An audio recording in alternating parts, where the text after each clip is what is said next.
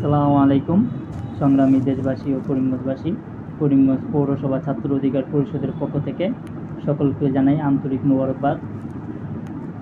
তো আজকে যে বিষয়টি নিয়ে লাইভে আসা, আমাদের 24 পরবর্তী বাংলাদেশের যে অবস্থা, আমরা যেটা জন্য 24 গণঅভ্যুত্থানটা আমাদের হয়েছিল, যে আকাঙ্ক্ষা, ওই আকাঙ্ক্ষা বাস্তবায়িত হয়নি, এটা সকলেই জানে। তো 24 পরবর্তীতে একে একে যে ঘটনাগুলো ঘটছে, তা আমাদের অনেকটা আশার বিপরীত হয়ে উঠতেছে। তো সব বাদ আসলে এখন আজকে যে বিষয়টি নিয়ে আলোচনা, যে আমাদের চিকিৎসা খাত, বাংলাদেশের চিকিৎসা খাতটা নিয়ে কিছু একটা কথা বলবো আমি।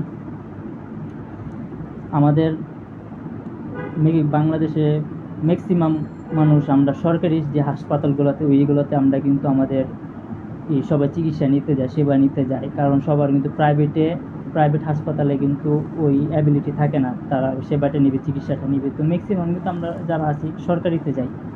তো ওই জায়গাটাতে যদি আমাদের দুর্নীতি থাকে, ওই জায়গাতে যদি আমরা ভুক্তভোগী হই এবং আমরা এই হয়রানির শিকার হই, তাহলে আমরা খুবই ব্যথিত।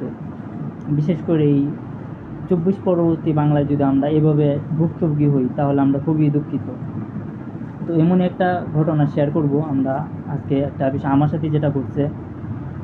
তো আজকে আমি আমার খালাকে নিয়ে গেছিলাম একটু আমাদের ঢাকা সরোজি হাসপাতালে, মোহাম্মদপুর সরোজি হাসপাতালে। তো আমার খালার পায়ে পানি জমছে এবং কি আরও একটু অসুস্থতা ছিল। তো সব মিলে অনেকটা খারাপ অবস্থা।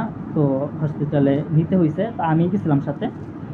তো ওখানে যাওয়ার পরে সরোজি হাসপাতালে কিন্তু অনেকটা ভিড় থাকে, আনুমানিক 11টা নাগাদ গেছি। তো সকালে গেলে ভিড়টা কিন্তু কম থাকে। তো যেহেতু এই 11টা-12টা নাগাদ গেছিলাম, তো ওই সময় ভিড়টা অনেক।